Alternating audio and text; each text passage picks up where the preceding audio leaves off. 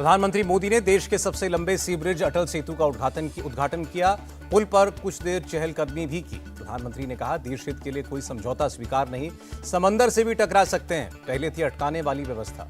प्रधानमंत्री मोदी ने कहा, देश का विकास ही हमारी प्राथमिकता, बिना किसी दबाव और प्रभाव के हो रहा है काम। महाराष्ट्र के नासिक में प्रधानमंत्री का रोड शो। अयोध्या में प्राण प्रतिष्ठा से पहले विशेष अनुष्ठान शुरू किया। कालाराम मंदिर में की पूजा अर्चना। मंदिर परिसर में प्रधानमंत्री मोदी ने की सफाई। कहा, रामलला की प्राण प्रतिष्ठा के दिन श्रमदान करें। प्रधानमंत्री मोदी ने कालाराम मंदिर में की पूजा अर्चना। विजिटर बुक में लिखा, जय श्री राम। अटल सेतु इसलिए बना क्योंकि देश में मोदी राज आया। महाराष्ट्र के डिप्टी सीएम देवेंद्र फडणवीस का बयान। सीएम एकनाथ शिंदे ने महाराष्ट्र में अब की बार 45 पार का नारा दिया। कहा, एक बार फिर बनेगी मोदी सरकार। रामलला के प्रति इतना समर्पित होना बहुत अच्छी बात। प्रधानमंत्री मोदी के अनुष्ठान पर बोले आचार्य सत्येंद्र दास। प्रधानमंत्री के विशेष अनुष्ठान की स्वामी चिदानंद सरस्वती ने की तारीफ। कहा, देश का सौभाग्य हमारे पास ऐसे प्रधानमंत्री हैं। सीएम योगी ने प्राण प्रतिष्ठा समारोह की बधाई दी। कहा, गरीबों को भोजन कराएं, मंदिरों और घाटों पर दिए जलाएं। प्राण प्रतिष्ठा से पहले बीजेपी नेता लालकृष्ण आडवाणी का लेख। नियति ने तय कर लिया था, अयोध्या में जरूर बनेगा राम मंदिर। लालकृष्ण आडवाणी ने कहा, प्राण प्रतिष्ठा के दिन प्रधानमंत्री पूरे देश का प्रतिनिधित्व करेंगे। अयोध्या न जाने पर ममता बनर्जी पर भड़की बीजेपी। अग्निमित्रा पॉल बोली, उन्हें 30% वोट की चिंता है। राम मंदिर पर राजनीति करने वाली कांग्रेस एक्सपोज। शंकराचार्यों ने सार्वजनिक चिट्ठी लिखकर प्राण प्रतिष्ठा का समर्थन किया। गर्भगृह का ढांचा पूरी तरह बनकर तैयार। प्राण प्रतिष्ठा को लेकर कोई धार्मिक बाधा नहीं। श्रृंगेरी शारदा पीठ के प्रशासक गौरी शंकर का बयान। भगवान राम के दर्शन के लिए कभी भी अयोध्या जा सकते हैं, बीजेपी ना करे राजनीति। कांग्रेस चीफ मल्लिकार्जुन खड़गे का पलटवार। चारों शंकराचार्यों का प्राण प्रतिष्ठा में न शामिल होना चिंता की बात। कांग्रेस प्रवक्ता सुप्रिया श्रीनेत का बयान। राम मंदिर को लेकर पवन खेड़ा का बीजेपी पर हमला। कहा, एक राजनीतिक समूह ठेकेदार की तरह काम कर रहा है। प्राण प्रतिष्ठा में शामिल न होने पर सीपीआई की सफाई। डी राजा ने कहा, बीजेपी और आरएसएस ने धर्म के कार्यक्रम को राजनीतिक बनाया। देश के 66% लोगों को राम से दूर करने की साजिश हो रही है। आप नेता सौरभ भारद्वाज का बयान। अखिलेश यादव ने बीजेपी पर समाज को बांटने का आरोप लगाया। विवेकानंद जी के रास्ते पर चलना ही उन्हें सच्ची श्रद्धांजलि। विपक्ष पर आलोक कुमार का निशाना। कहा, इन्हें अल्पसंख्यक वोट बैंक की चिंता है। प्राण प्रतिष्ठा के पहले मूर्ति को नगर भ्रमण कराया जाएगा। राम जन्मभूमि तीर्थ क्षेत्र के मुख्य पुजारी का बयान। इकबाल अंसारी ने पेश की गंगा जमुनी तहजीब की मिसाल। अपने गनर को राम मंदिर का मॉडल भेंट किया। सीएम योगी का बड़ा ऐलान। अयोध्या में प्राण प्रतिष्ठा की वजह से 22 जनवरी को यूपी में रहेगा सार्वजनिक अवकाश। उत्तराखंड सरकार ने 22 जनवरी को ड्राई डे घोषित किया। राम मंदिर की प्राण प्रतिष्ठा को लेकर फैसला। 22 जनवरी को झारखंड में शराब और मांस की बिक्री पर बैन लगाने की मांग। बीजेपी ने सीएम हेमंत सोरेन को खत लिखा। 2024 को लेकर इंडिया अलायंस में हलचल तेज। कल सुबह 11:30 बजे होगी वर्चुअल मीटिंग। कन्वीनर के नाम और सीट शेयरिंग पर चर्चा। दिल्ली की सीटों को लेकर कांग्रेस और आम आदमी पार्टी के बीच बैठक। मुकुल वासनिक के घर नेताओं का मंथन। सीट शेयरिंग को लेकर जेडीयू का बयान। पिछली बार 17 सीटों पर लड़े थे, इस बार भी अपनी दावेदारी रहेगी।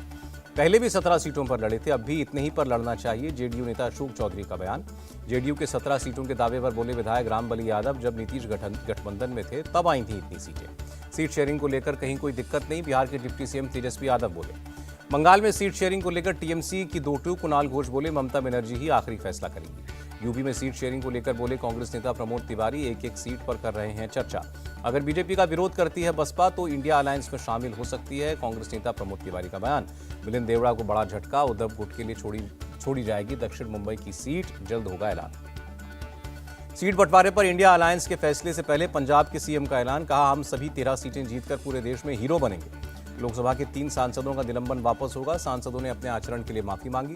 लोकसभा कोऑर्डिनेटर्स के साथ कांग्रेस चीफ खड़गे की मीटिंग। 2024 चुनाव की रणनीति पर काम करने के निर्देश दिए। 18 जनवरी से 3 दिन के गोवा दौरे पर रहेंगे सीएम केजरीवाल। लोकसभा चुनाव को लेकर कार्यकर्ताओं से संवाद करेंगे। संजय सिंह, स्वाति मालीवाल और एनडी गुप्ता का राज्यसभा के लिए निर्विरोध चयन हुआ, सर्टिफिकेट मिला। सिक्किम की एकमात्र राज्यसभा सीट बीजेपी ने जीती। दोरजी शेरलिंग बने राज्यसभा सांसद। बीजेपी अध्यक्ष जेपी नड्डा से मिले राजस्थान संगठन महामंत्री चंद्रशेखर। नई भूमिका मिलने को लेकर चर्चा। लोकसभा चुनावों में बीजेपी डीएमके को देगी कड़ी टक्कर। 25 से ज्यादा सीटें जीतेगी। तमिलनाडु बीजेपी चीफ अन्नामलाई का दावा। भारत जोड़ो न्याय यात्रा से पहले राहुल गांधी ने दिल्ली में मीटिंग की। जन आंदोलनों के प्रतिनिधियों संग चर्चा। राहुल की न्याय यात्रा पर केंद्रीय मंत्री सर्बानंद सोनोवाल का तंज। कांग्रेस की नीति और नियत ठीक नहीं, जनता नहीं करती विश्वास। शिवराज सिंह चौहान ने कहा, मैं रिजेक्टेड सीएम नहीं हूं, राजनीति में सक्रिय रहूंगा, लोगों का प्यार ही मेरी असली ताकत। जयपुर में सीएम भजनलाल शर्मा ने पार्टी नेताओं के साथ मीटिंग की। लोकसभा चुनाव को लेकर रणनीति तैयार की। कांग्रेस ने उड़ीसा के लिए बनाई चुनाव समिति। इस साल राज्य में होने हैं विधानसभा चुनाव। प्रधानमंत्री म्यूजियम में मोदी गैलरी बनकर तैयार। 15 जनवरी को राष्ट्रपति मुर्मू करेंगी visit. Vibrant Gujarat global summit का समापन। 26 लाख करोड़ से ज्यादा के निवेश के एमओयू साइन हुए। वाइब्रेंट गुजरात ग्लोबल समिट के समापन में बोले गृहमंत्री अमित शाह। कहा, प्रधानमंत्री मोदी के तीसरे टर्म में तीसरी सबसे बड़ी इकोनॉमी बनेगा भारत। वाइब्रेंट गुजरात समिट में जम्मू कश्मीर सेमिनार। एलजी मनोज सिन्हा ने कहा, जम्मू कश्मीर में निवेश करने का मतलब भारत में निवेश करना। गुजरात सीएम की न्यू डेवलपमेंट बैंक के उपाध्यक्ष के साथ बैठक। ग्रीन हाइड्रोजन परियोजनाओं के निवेशकों को लेकर चर्चा।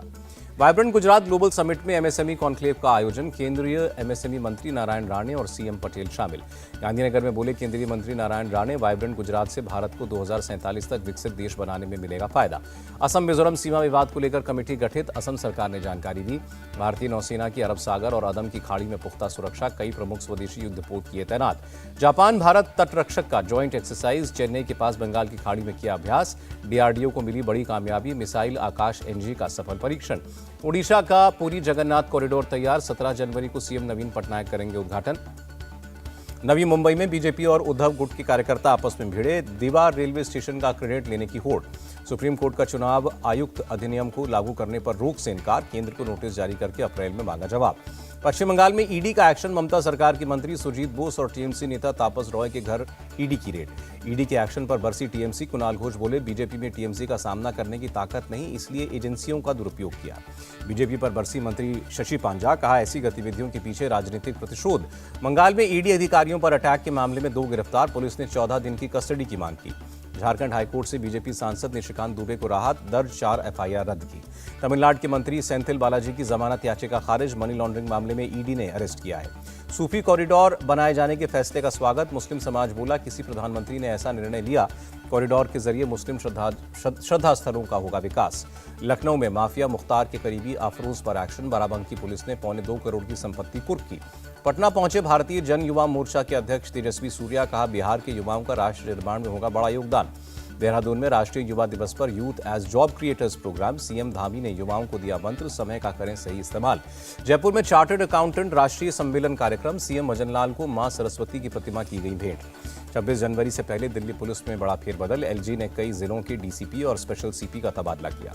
गणतंत्र दिवस को लेकर अलर्ट पर दिल्ली पुलिस। ड्रोन से ली गई तस्वीरों में दिखी मुस्तैदी।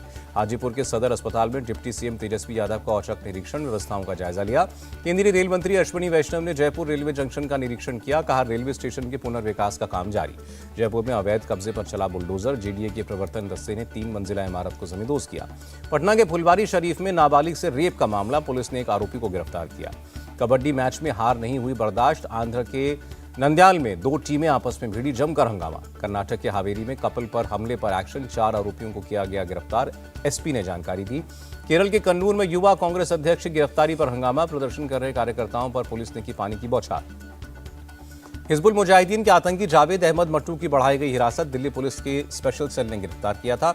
पंजाब के जालंधर में तेज रफ्तार कार ने पुलिस वाले को कुचला। घटना सीसीटीवी में कैद। पुलिस वाले की हालत नाजुक। यूपी में रामपुर में पुलिस से एनकाउंटर में 2 लुटेरों को गोली लगी। दोनों को पुलिस ने गिरफ्तार किया। दिल्ली में आज सीजन का सबसे ठंडा दिन। 3.9 डिग्री रहा तापमान। श्रीनगर में बारिश और बर्फबारी के लिए मस्जिदों में मांगी गई दुआ। बड़ी संख्या में लोगों ने शिरकत की। देश के 16 जिलों में कोरोना के नए वेरिएंट के 971 मामले दर्ज। 11 जनवरी तक आंकड़ा सामने आया। डॉलर के मुकाबले रुपए में 9 पैसे की बढ़त दर्ज। 1 अमेरिकी डॉलर 82 रुपए 92 पैसे पर रहा। सेंसेक्स में रिकॉर्ड उछाल। सेंसेक्स 72,720 और निफ्टी 21,928 के पार।